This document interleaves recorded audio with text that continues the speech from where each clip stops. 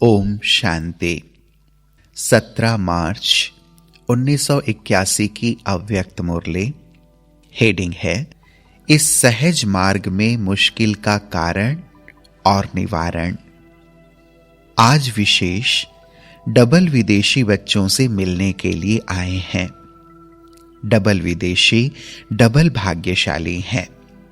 क्यों? एक तो बाप दादा को जाना और वर्षे के अधिकारी बने। दूसरा, लास्ट में आते भी फास्ट जाए फर्स्ट जाने के बहुत ही उम्मीदवार हैं।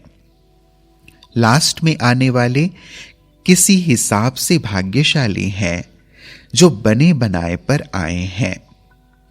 पहले पहले वाले बच्चों ने मनन किया, मेहनत की, मक्खन निकाला और आप सब मक्खन खाने के समय पर आए हो। आप लोगों के लिए बहुत बहुत सहज है, क्योंकि पहले वाले बच्चे रास्ता तय करके अनुभवी बन गए हैं और आप सभी उन अनुभवियों के सहयोग से सहज ही मंजिल पर पहुंच गए हो। तो डबल भाग्यशाली हुए ना। डबल भाग्य तो ड्रामा अनुसार मिला ही है। अभी और आगे क्या करना है? जैसे अनुभवी महारथी निमित्त आत्माओं ने आप सबकी अनुभवों द्वारा सेवा की है, ऐसे आप सबको भी अपने अनुभवों के आधार से अनेकों को अनुभवी बनाना है। अनुभव सुनाना सबसे सहज है। जो भी ज्ञान की पॉइंट्स हैं वह पॉइंट्स नहीं हैं, लेकिन हर पॉइंट का अनुभव है। तो हर पॉइंट का अनुभव सुनाना कितना सहज है। इतना सहज अनुभव करते हो वह मुश्किल लगता है। एक तो अनुभव के आधार के कारण सहज है। दूसरी बात, आदि से अंत तक का ज्ञान एक कहानी के रूप में बाप दादा सुनाते हैं। तो कहानी सुनना और सुनाना बहुत सहज होता है। तीसरी बात, बाप अभी जो सुना रहे हैं वह आप सर्व आत्माओं ने पहली बार नहीं सुना है, लेकिन अनेक बार सुना है और अब फिर से रिपीट कर रहे हो। तो कोई भी बात को रिपीट करने में, सुनने में या सुनाने में अति सहज होता है। नई बात मुश्किल लगती है, लेकिन कई बार की सुनी हुई बातें रिपीट करना तो अति सहज होता है। याद को देखो, कितने प्यारे और समीप संबंध की याद है। नजदीक के संबंध को याद करना मुश्किल नहीं होता, न चाहते हुए भी उनकी याद आती ही रहती है। और प्राप्तियों को देखो, प्राप्ति के आधार पर भी याद करना अति सहज है। ज्ञान भी अति सहज और याद भी अति सहज। और अब तो ज्ञान और योग को आप अति सिकिले के लिए ज्ञान का कोर्स 7 दिन में ही समाप्त हो जाता है और योग शिविर 3 दिन में ही पूरा हो जाता। तो सागर को गागर में समा दिया। सागर को उठाना मुश्किल है, गागर उठाना मुश्किल नहीं। आपको तो सागर को गागर में समा करके सिर्फ गागर दी है। बस 2 शब्दों में ज्ञान और योग आ जाता है। 2 शब्द कौन से? आप और बाप।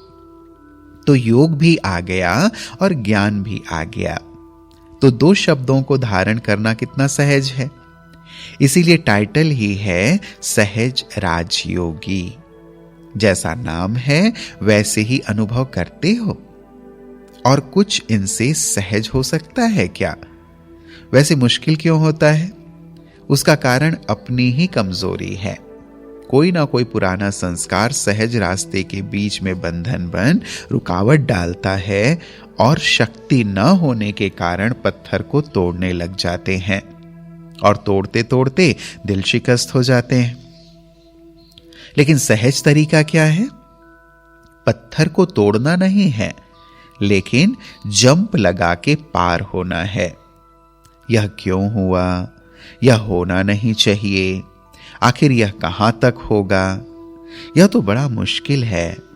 ऐसा क्यों? यह व्यर्थ संकल्प पत्थर तोड़ना है। लेकिन एक ही शब्द ड्रामा याद आ जाता तो एक ड्रामा शब्द के आधार से हाई जंप दे देते। उसमें जो कुछ दिन व मास लग जाते हैं उसमें 1 सेकेंड लगता है। तो अपनी कमजोरी हुई ना नॉलेज की। दूसरी कमजोरी यह होती जो समय पर वह पॉइंट टच नहीं होती है। वैसे सब पॉइंट्स बुद्धि व डायरियों में भी बहुत होती हैं, लेकिन समय रूपी डायरी में उस समय वह पॉइंट दिखाई नहीं देती। इसके लिए सदा ज्ञान की मुख्य पॉइंट्स को रोज रिवाइज करते रहो, अनुभव में लाते रहो, चेक करते रहो और अपने को चेक करके चेंज करते रहो। फिर कभी भी टाइम वेस्ट नहीं होगा और थोड़े ही समय में अनुभव बहुत कर सकेंगे। सदा अपने को मास्टर सर्वशक्तिवान अनुभव करेंगे। समझा? अभी कभी भी व्यर्थ संकल्पों के हेमर से समस्या के पत्थर को तोड़ने में नहीं लगना। अब यह मजदूरी करना छोड़ो, बादशाह बनो। बेगमपुर के बादशाह हो तो न समस्या का शब्द होगा, न बार बार समाधान करने में समय जाएगा। यही संस्कार पुराने आपके दास बन जाएंगे, वार नहीं करेंगे। तो बादशाह बनो, तख्त नशीन बनो, ताजधारी बनो, तिलकधारी बनो। फिर बाबा ने जर्मनी की पार्टी से मुलाकात की। सहज ज्ञान और योग के अनुभवी मूर्त हो। बाप दादा हरेक श्रेष्ठ आत्मा की तकदीर को देखते हैं। जैसे बाप हरेक के मस्तक पर चमकता हुआ सितारा देखते हैं, वैसे आप भी अपने मस्तक पर सदा चमकता हुआ सितारा देखते हो। सितारा चमकता है। माया चमकते हुए सितारे को कभी ढक तो नहीं देती। माया आती है। माया जीत जगत जीत कब बनेंगे? आज और अब यह दृढ़ संकल्प करो कि मास्टर सर्वशक्तिवान बन, माया जीत जगत जीत बन करके ही रहेंगे। हिम्मत है ना? अगर हिम्मत रखेंगे तो बाप दादा भी मदद अवश्य ही करेंगे।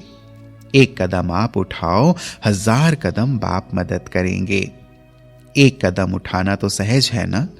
तो आज से सब सहज योगी का टाइटल मधुबन वरदान भूमि से वरदान ले जाना। यह ग्रुप जर्मन ग्रुप नहीं, लेकिन सहज योगी ग्रुप है। कोई भी बात सामने आए सिर्फ बाप के ऊपर छोड़ दो, जिगर से कहो बाबा, तो बात खत्म हो जाएगी। यह बाबा शब्द दिल से कहना ही जादू है। इतना श्रेष्ठ जादू का शब्द मिला हुआ है। सिर्फ जिस समय माया आती है उस समय भुला देती है।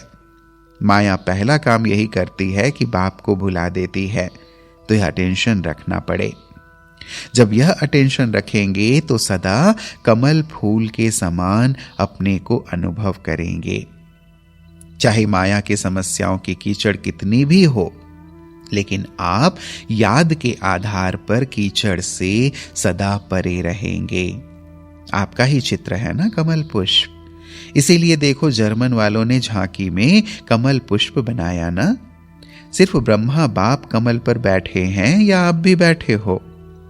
कमल पुष्प की स्टेज आपका आसन है। आसन को कभी नहीं भुलाना, तो सदा चीयरफुल रहेंगे। कभी भी किसी भी बात में हलचल में नहीं आएंगे। सदा एक ही मूड होगी, चीयरफुल। सब देख करके आपकी महिमा करेंगे कि यह सदा सहज योगी, सदा चीयरफुल हैं। समझा? कमल पुष्प के आसन पर सदा रहो, सदा चीयरफुल रहो, सदा बाप शब्द के जादू को कायम रखो। यह 3 बातें याद करना। जर्मन वालों की विशेषता है जो मधुबन में बहुत प्यार से भागते हुए आकर्षित होते हुए आए हैं। मधुबन से प्यार अर्थात बाप से प्यार। बाप दादा का भी इतना ही बच्चों से प्यार है। बाप का प्यार ज्यादा है या बच्चों का? तो बच्चों ने कहा बाप का। आपका भी बाप से पदम गुना ज्यादा है। बाप तो सदा बच्चों को आगे रखेंगे ना। बच्चे बाप के भी मालिक हैं। देखो, आप विश्व के मालिक बनेंगे, बाप मालिक बनाएगा। बनेगा नहीं तो आप आगे हुए ना। इतना प्यार बाप का है बच्चों से। एक जन्म की तकदीर नहीं है, 21 जन्मों की तकदीर और अविनाशी तकदीर है। यह गारंटी है ना। जर्मन ग्रुप को कमाल दिखानी है। जैसे अभी मेहनत करके गीता के भगवान के चित्र बनाए, ऐसे कोई नामी ग्रामी व्यक्ति निकालो जो आवाज निकाले कि हां, गीता का भगवान शिव है। बाप दादा बच्चों की मेहनत को देख बहुत बहुत मुबारक देते हैं। टॉपिक बहुत अच्छी चुनी है। इसी टॉपिक को सिद्ध किया तो सारे विश्व में जय जयकार हो जाएगी।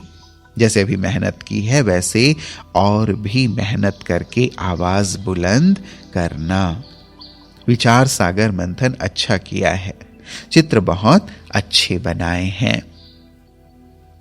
फिर इस मुरली में अंत में 2 प्रश्न हैं। पहला प्रश्न, बाप दादा हर स्थान के रिजल्ट किस आधार पर देखते हैं? उत्तर है, उस स्थान का वायुमंडल व परिस्थिति कैसी है, उसी आधार पर बाप दादा रिजल्ट देखते हैं। अगर सख्त धरनी से कलराठी जमीन से 2 फूल भी निकल आए तो वह 100 से भी ज्यादा है। बाबा 2 को नहीं देखते, लेकिन 2 भी 100 के बराबर देखते हैं। कितना भी छोटा सेंटर हो, छोटा नहीं समझना। कहां क्वालिटी है तो कहां क्वांटिटी है। जहां भी बच्चों का जाना होता है, वहां सफलता आपका जन्म सिद्ध अधिकार है। फिर बाबा ने दूसरा प्रश्न पूछा है, किस डबल स्वरूप से सेवा करो तो वृद्धि होती रहेगी? उत्तर है, रूप और बसंत दोनों स्वरूप से सेवा करो। दृष्टि से भी सेवा और मुख से भी सेवा। एक ही समय दोनों रूप की सेवा से डबल रिजल्ट निकलेगी। अच्छा, ओम शांति।